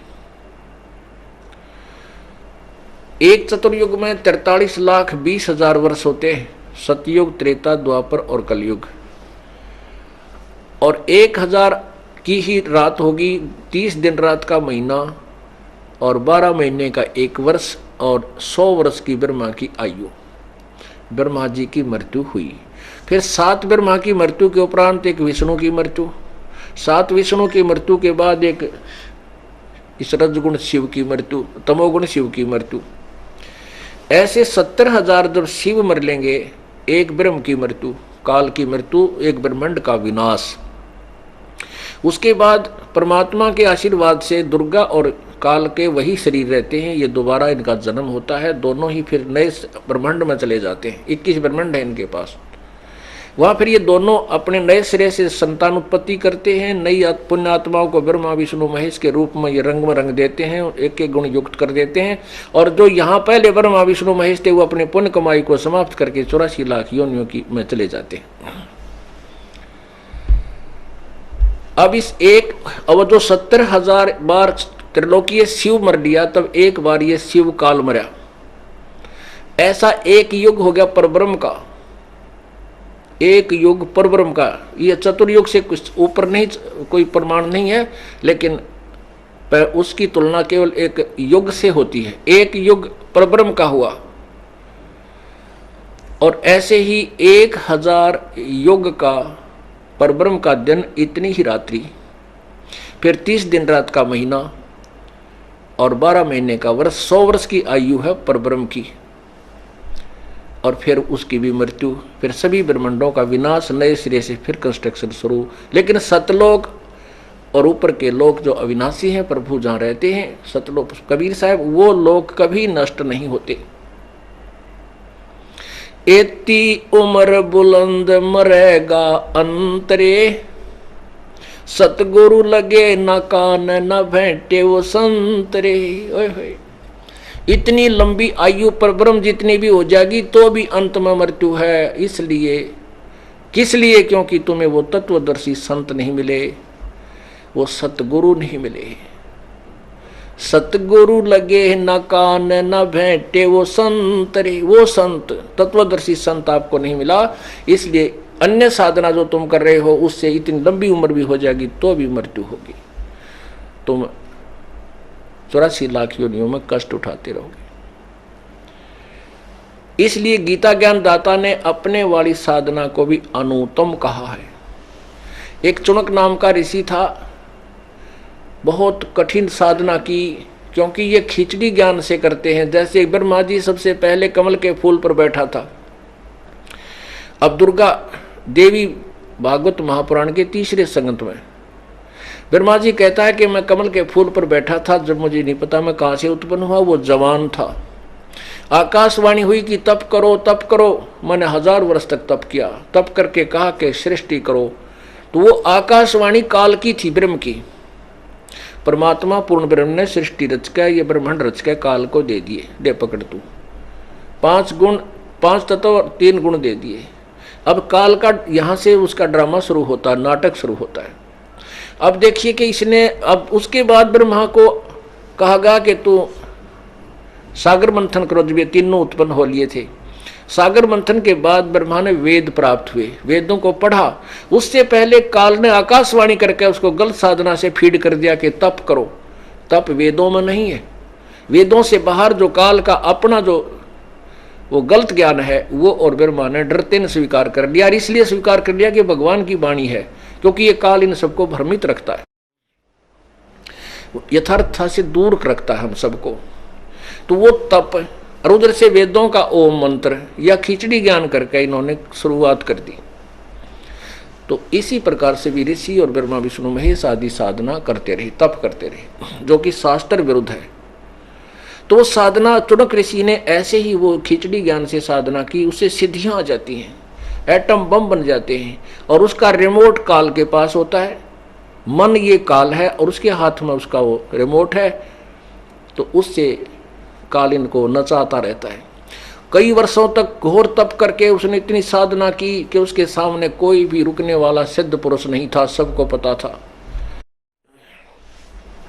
एक मानधाता नाम के चक्रवर्ती, यानी पूरी पृथ्वी के शासक थे। उदय अस्त में उसका शासन राज्य था। वो प्रत्येक 2, 4, 10 वर्ष में ये देखता है कि मेरे शासन काल में कोई मेरा जो अधीन राजा है, कोई सिर तय नहीं उठा लिया उसने, मेरी उस किसी ने पराधीनता अस्वीकार तो नहीं है। इसलिए वो अपना एक घोड़ा छोड़ता था और उसके गले में ये लिख दिया जाता था कि जिसको मानधाता राजा की पराधीनता स्वीकार नहीं है, इस घोड़े को बांध ले और युद्ध के लिए तैयार हो जा। राजा के पास 72 करोड़ सेना है, उसकी पूरी नीचे वह ताकत भी लिख दी जाती थी। तो वो घोड़ा पूरी पृथ्वी पर घूमकर वापस आ गया। जब भी चनक ऋषि ने देखा, उसकी झोपड़ी के आगे से गया, वापस आया जब भी उसने देखा कि क्या बात है, इस घोड़े पर कोई आदमी को नहीं बैठा। चुनक ऋषि ने उन सैनिकों से पूछा, भी सैनिकों इस घोड़े पर सवार क्यों नहीं है, ये खाली चल रहा है। कहने लगे मानदाता चक्रवर्ती राजा का ये घोड़ा, इस पर कोई नहीं बैठ सकता और ये इसलिए खाली भेज रखा है, इसके गले में लिखा हुआ है। ये सारी व्यवस्था बताई कि जो इसको पकड़ लेगा तो उसको युद्ध करना पड़ेगा राजा के साथ। तो किसी पृथ्वी पर किसी ने नहीं पकड़ा। ऋषि ने पूछा कि क्या किसी ने, राजा ने इसकी युद्ध नहीं होता? सैनिक बोले, किसकी माँ ने दूध पिलाया है जो हमारे राजा से युद्ध करे? हमारे राजा के पास 72 अक्षौणी सेना है। अब देख काल के जाल, भगत आदमी भक्ति करे था, अपना पड़ा रहता कोठड़ी में, क्यों बकवाद भाई। अब वो काल टेकन ना देता, अंगा पाक गया। कहने लगा, अच्छा तुम्हारा राजा ऐसा हो गया, मैं इसका राजा का युद्ध उठता हूं और इस घोड़े को मैं बांधता हूं। वो सैनिक बोले, रे कंगाल, तेरे दाने तो खाने को नहीं, और तू युद्ध उठ, चक्रवर्ती राजा का तेरी क्यों सामत आई है, पड़ा रहे। तो और बोला, भाई मेरे भाग में यह लिख रखी है, मैंने युद्ध उठ लिया। कह दे तेरे राजा को जाके कह दो। अब सैनिकों ने वो घोड़ा बांध दिया, वहीं पर ले तेरी अभी आए आज्ञा लेके तन समारांगे। अब वो राजा मानदत्ता चक्रवर्ती के पास गए। राजा ने सोचा अभी आज एक आदमी ने आंख उठाई है तेरी तरफ, कल न दूसरे की हिम्मत पड़ेगी। तो अपने जो 72 करोड़ सेना के 4 टुकड़े बना लिए, 18-18 करोड़ के, एक 18 करोड़ की टुकड़ी भेज दी। उधर से ऋषि ने अपनी सिद्धि तक शक्ति थे, वो सारी उम्र के डड़े डोए थे, वो भक्ति करी थी, उसकी 4 पुतली बना ली, 4 एटम बम सिद्धि थे, और एक पुतली छोड़ दी। उसके इतने रूप हो गए, 18 करोड़ सेना को कत्लेआम कर डाला। ऐसे 4 बार में राजा ने अपनी सेना भेजी, चारों बार में उस ऋषि ने उस 72 करोड़ सेना को काट डाला। अब पुण्यात्माओं, आपके पास लठ है, लठ से मानस मार दे तो भी दोषी, गोली से मार दे तो भी अपराधी, और उनके पास ये वचन शक्ति के हथियार थे, उन्होंने अपनी सिद्धि से वो मार डाले, तो वो चाणक्य ऋषि महादोषी। अब ठीक है, उसके जो ओम मंत्र के जाप से या जो हम बैठ कर जो तप किया उससे उसको स्वर्ग प्राप्ति होगी। अभी पूर्ण परमात्मा की साधना के अतिरिक्त जिन भी ब्रह्म परब्रह्म या नीचे के देवताओं की साधना की जाती है, उसमें दोनों लाभ, दोनों ही फल मिलते हैं, पुण्य भी और पाप भी, दोनों लिखे जाते हैं। अब उस चाणक्य ऋषि के बैड अकाउंट में, पापों में 72 करोड़ सेना की हत्या लिख दी गई। जब तक इसके पुण्य चलेंगे, इतनी आंडी पाक्या फिरा रहेगा, स्वर्ग में भी ठाठ करेगा, वहां देवता बन जाएगा, और उसके बाद जब इसकी दुर्गति शुरू होगी, कुत्ता बनेगा, सिर में कीड़े पड़ेंगे, खाज लगेगी, टांग टूटेगी, कांच लकड़ेगी। और जो सैनिक मारे थे इसके अंदर जो कीड़े पड़ के इसके सिर में चूट चूट के खाएंगे। पुण्यात्माओं, इसलिए गीता के जी के अध्याय नंबर 7 के मंत्र नंबर 18 में कहा है कि मेरे वाली साधना भी अनुत्तम है, क्योंकि इसे मोक्ष नहीं है। और उधर से वो सारी पृथ्वी का शासक बनकर आंडी पाक रहा था, चक्रवर्ती राजा मानदाता, उसकी बिरानवाटी हुई, 1 मिनट में वो खत्म हुआ, और कितने गधे की जू नहीं पाओगा। मन तो बसरे सुख सुख के सागर बसरे, भाई और न ऐसा जसरे। मन तू सुख के सागर बसरे, भाई और न ऐसा जसरे।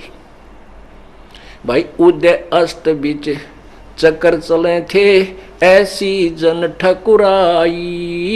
उदय अस्त बीच चक्कर चले थे, ऐसी जन ठकुराई।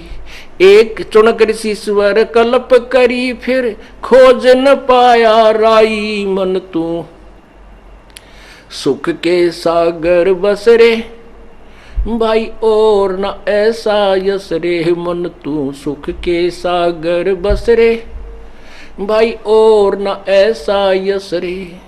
पुण्यात्माओं, इस परमात्मा के अमृत तत्व ज्ञान का एक सेंटेंस, एक श्लोक सुलझाने के लिए 2 घंटे का ये बैकग्राउंड, 2 घंटे तक की ये भूमिका बनानी पड़ी। पूरी पृथ्वी के राजा की क्या दुर्गति, सर्व सोने की लंका होती, रावण से रणधीरम, एक पलक में राज विराजी, जम के पड़े जंजीरम।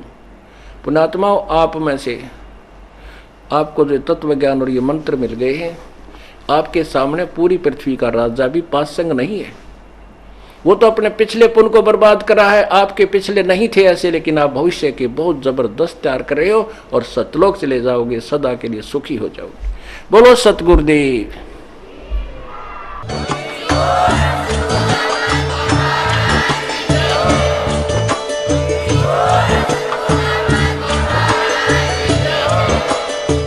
सुन रहे थे जगत गुरु तत्वदर्शी संत रामपाल जी महाराज जी के मंगल प्रवचन। अधिक जानकारी के लिए विजिट कीजिए हमारी वेबसाइट www.jagatgururampalji.org। संत रामपाल जी महाराज जी के शुभ आशीर्वाद से पूरे विश्व भर में 500 से भी ज्यादा नाम दीक्षा केंद्र हैं, जिन पर संत रामपाल जी महाराज जी द्वारा ऑनलाइन निशुल्क नाम दीक्षा दी जा रही है। अपने नजदीकी नाम दीक्षा केंद्र का पता करने के लिए संपर्क करें 8222880541।